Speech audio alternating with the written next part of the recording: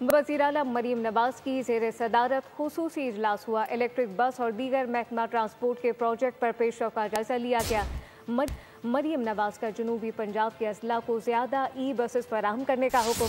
तफसीलात क्या है, अफजाल अब्बासी से जानते हैं। जी अफजाल।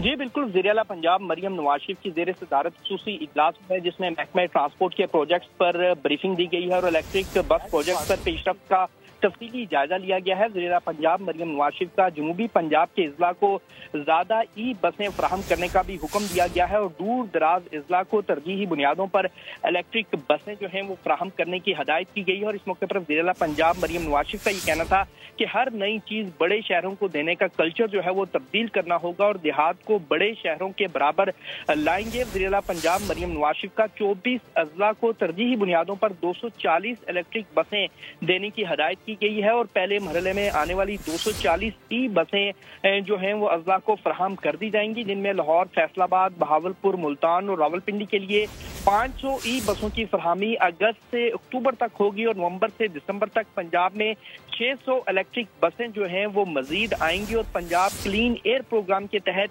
शेखुपुरा, ननकाना, कसूर और लाहौर को 400 इलेक्ट्रिक बसें जो हैं वो फराहम की जाएंगी। और गुजरांवाला बीआरटी प्रोजेक्ट पर पेशरफ्त का भी तफसीली जायजा लिया गया। गुजरांवाला में बीआरटी को पूरे शहर और मज़ाफ़ात से मुंसलिक करने के लिए 80 फीडर बसें जो हैं वो चलाई जाएंगी। रावाली ता एमनाबाद तकरीबन 22 किलोमीटर तवील बीआरटी जो है वो सिस्टम पर 28 स्टेशन कायम किए जाएंगे और गुजरांवाला बीआरटी को गक्कड़ मंडी तक तोसी करने की तजवीज़ का भी जो है वो जायजा लिया गया है। गुजरांवाला बीआरटी सिस्टम पर 8 मिनट के बाद 2 तरफा ट्रांसपोर्ट जो है वो शहरियों को मैसर होगी। और वज़ीर आला पंजाब तजवीज़ का भी जायजा लिया गया है। अफजाल अब्बासी अपडेट कर रहे थे, आपका शुक्रिया।